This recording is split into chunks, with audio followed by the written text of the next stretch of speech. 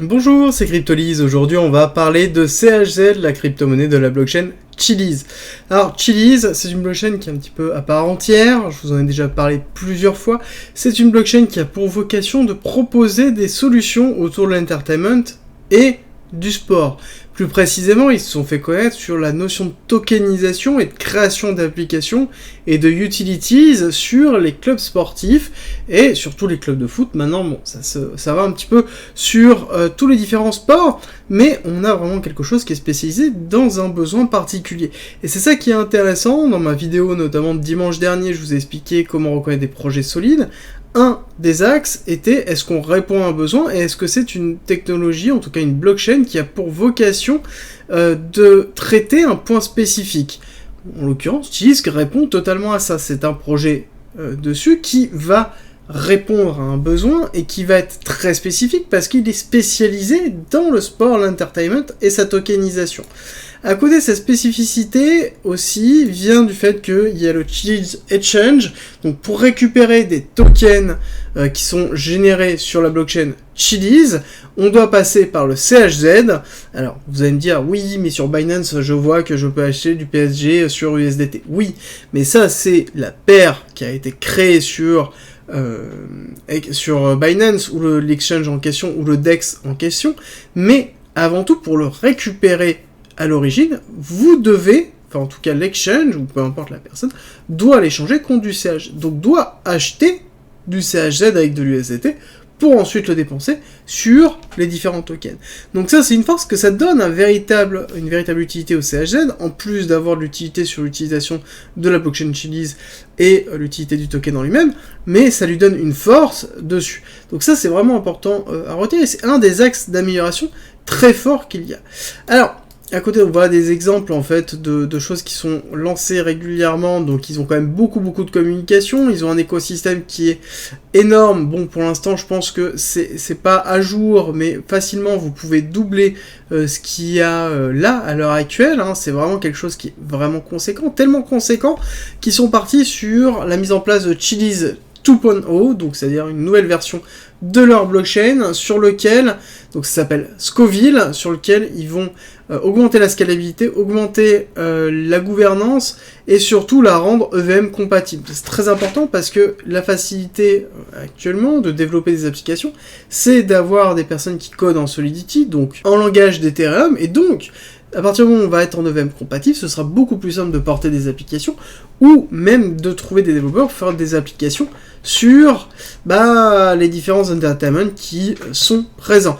Donc on a bien Scoville qui a été lancé en testnet, sur lequel on va avoir, je pense, pas mal de retours, donc ça devrait pas tarder pour avoir le mainnet.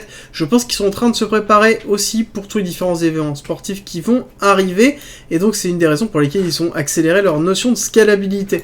Ils ont beaucoup de news, on se retrouve notamment avec le 18 juillet, avec le 8 juillet, le 12 juillet, donc ils arrêtent pas d'avoir des nouvelles avec des nouveaux lancements, avec des partenariats, et ça montre à quel point ça bouge et à quel point c'est actif, et donc ça nous montre que c'est un projet qui ne souffre pas tant que ça du bear market, parce qu'ils continuent à développer leur business, et ce qui est logique, parce que déjà il y a deux business qui, malgré toutes les crises qui peuvent se passer, se déroulent toujours plus ou moins bien, en tout cas mieux que tout le reste. C'est le luxe, on a bien vu avec le retour de LVMH, en tout cas les résultats de LVMH qui sont sortis, mais même, il y a l'entertainment, et dans l'entertainment, on a notamment la partie sportive qui, elle, est, on va dire, très rarement ou très peu impactée par les crises économiques, et donc forcément, Chiliz, étant qu'ils sont basés dessus, fait que ils vont bien se porter. En tout cas, ce côté-là va bien se porter. Donc, on va terminer avec la partie fondamentale, on va attaquer la partie technique. Petit rappel, à la fin de la vidéo, je vous mets une présentation du Discord. Discord, vous pouvez retrouver plein d'informations sur la blockchain, la crypto-monnaie, le trading, l'investissement. Donc n'hésitez pas à nous rejoindre, il y a plein de documentation et plein de discussions. Rappel, la vidéo est à la fin de cette vidéo. Et en plus, je vous mets les liens d'accès directement en description et en commentaire épinglé. On attaque la partie technique qui s'est fait en 2 temps très fort, où on a une première partie de développement qui s'est effectuée avec une grosse accumulation qui a duré pendant très longtemps, hein, sur lequel on a eu la phase de développement, accélération haussière début d'année 2021, donc avec notamment l'avènement de la DeFi et aussi les lancements principaux qui ont été effectués sur CHZ, où on a un schéma Elliotiste qui s'est mis en place avec grande vague 1, grande vague 2, et à côté on se prépare pour la vague 3. La notion de cette grande vague 2, elle n'est pas encore déterminée, et à côté on a la mise en place d'une distribution de Wyckoff en BC ARST, donc Buying Climax, Automatic Rally Secondary Test, classique. Le ST n'a pas pris le BC, donc on est bien dans une distribution. Donc on rappelle, distribution de Wyckoff, but baissier, on arrive d'une tendance haussière, on fait un arrêt de la tendance haussière, on fait un retracement, on reteste cette tendance haussière, et on casse par le bas, on casse la R avec le saut, donc le sign of weakness, et après ce que l'on attend, c'est une cassure par le haut avec un UT à minima, soit on reteste et un UTAD et on casse par le bas, soit on n'est pas obligé d'avoir du TAD et on peut avoir juste un retest de cette façon-là. Donc on attend, selon Wyckoff, un nouvel ATH qui se passera à partir du moment où le saut se terminera. Saut qui est en cours de construction, sur lequel on a une accumulation, grosse accumulation qui s'est mise en place en SCAR, STAR. On travaille les zones supérieures, on recasse par le bas, et ici on a bien fait le STB.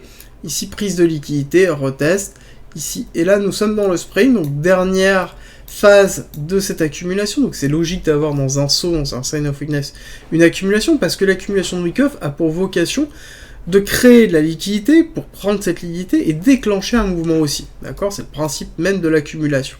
Et ce qui est intéressant, c'est que dans cette tendance baissière, nous avons notamment la mise en place d'une accumulation petite sur le spring, sur lequel c'est quand même très intéressant de noter, donc on va zoomer un petit peu pour plusieurs raisons. C'est que, nous avons ici la mise en place du SC qui a été faite sur la crise de l'UST et la chute de Terra Luna, très grosse crise, hein, vraiment très forte chute, sur lequel on a un rebond technique, et ensuite on a la chute du 18 juin.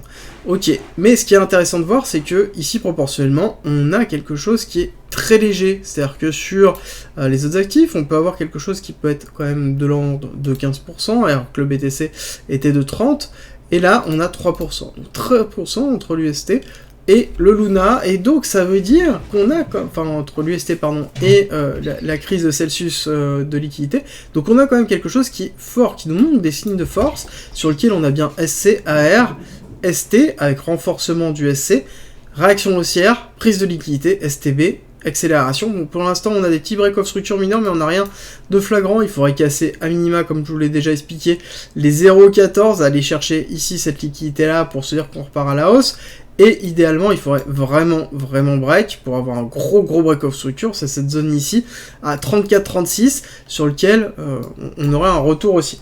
Bon, par contre, sur les continuités de tendance effectives sur la chute qui a été faite sur cette première impact et ce deuxième, ce qui est intéressant de voir, c'est qu'on a quand même des niveaux ici 382 qui n'ont pas été atteints à 0,07, et on a le 1,618 qui est vraiment en bas, qui correspond à cet order block, le bas de cet order block, qui se trouve à 0,028, donc on pourrait avoir une mèche qui descend là. Bon, par contre, ce qui est important de voir, c'est que ici on a quand même une tendance qui est à la consolidation et à l'accumulation au niveau de CHZ. On voit que c'est plutôt bullish, malgré l'ensemble du marché qui est négatif. On a quelque chose qui résiste, et cette résilience montre que justement on a quelque chose qui est puissant, d'accord? On a quelque chose qui est puissant, qui est en attente, et ça nous confirme un petit peu cet ATH qui nous attend, en tout cas à minima, aller chercher ce point haut, les 0,65, et un nouvel ATH si on suit la principe Helios 6, vague 1, vague 2, vague 3, vague 3 impulsive qui se fera bien évidemment en 5 vagues fractales d'Elliott, et on irait chercher le 1,618 qui est à 1,5$, donc quand même des grosses perspectives. Si on regarde un petit peu sur un prochain bull run, ce que ça pourrait nous donner avec l'objectif 1700% sur un actif qui se construit, et qui se construit tellement bien, avec tellement de partenariats, qu'est-ce qui se passe?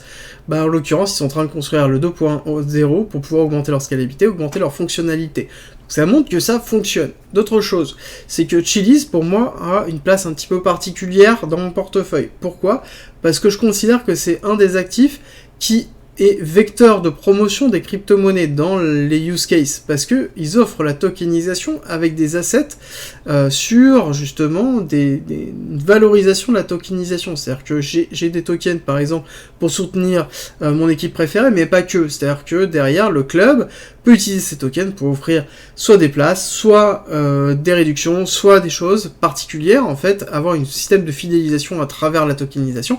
Je trouve que c'est un use case qui est très fort pour la crypto-monnaie et la blockchain, et du coup, pour moi, ça valorise l'écosystème en lui-même, et ça donne un premier accès. Les personnes commencent à s'habituer à la crypto-monnaie grâce à Cheese aussi, et donc c'est intéressant, et c'est pour ça que Cheese, bon, j'ai tendance à le suivre, parce que c'est un des meilleurs axes pour moi de démocratisation de la blockchain à travers de la création de use case qui est déguisé. Les gens ne savent pas forcément que c'est de la blockchain, mais ils l'utilisent, et à terme, quand ils apprendront que c'est de la blockchain, bon, ils vont faire, bah ok, bah c'était pas si compliqué que ça, c'est même très simple et ça a une forte utilité, donc je vais m'intéresser au reste. Voilà, c'est un petit peu l'idée globale que j'ai autour de Cheese et autour de l'adoption massive, et je pense que c'est un acteur qui va jouer, en tout cas c'est ce type d'acteurs qui vont jouer un rôle sur le long terme. Rejoins le Discord, c'est un lieu unique qui réunit toutes les informations sur l'investissement, le trading, la crypto-monnaie et la blockchain. Tu y trouveras notamment toutes nos annonces, une bibliothèque remplie d'informations mises à disposition gratuitement pour tout comprendre, des salons de discussion pour pouvoir progresser ensemble sur la crypto-monnaie, la blockchain, le minage, la fiscalité, la DeFi bien évidemment, et ensuite l'analyse technique avec la partie débutant, expert, sur les indices, sur même le trading en général. Ensuite tu as la partie communautaire avec nos signaux bien évidemment, et ensuite les services communautaires, donc de la communauté à la communauté, ainsi que les annonces de recrutement et des salons de discussion pour discuter de chacun des coins, de tes coins préférés. Ensuite, en étant membre du Discord, tu as accès à cryptolis.fr avec plein de guides écrits mis à disposition gratuitement, ainsi qu'un ensemble de vidéos mises à disposition gratuitement, sur lequel tu vas y retrouver plein d'informations pour pouvoir te former notamment sur la psychologie, la DeFi, l'investissement, le trading, l'analyse technique bien évidemment, ainsi que les futurs, la gestion des futurs, construire sa propre stratégie, comprendre la technologie de la blockchain et encore avoir accès aux lives, tout simplement rediffusés, qui sont sur le Discord où on traite justement de sujets d'actualité et on discute ensemble et on va plus loin. D'ailleurs, si tu veux aller plus loin, le premium est à disposition et n'hésite pas à nous rejoindre sur le Discord et à poser des questions dessus, tu auras toutes les informations. Si tu aimes mon contenu, like, partage et abonne-toi, ça m'aide énormément.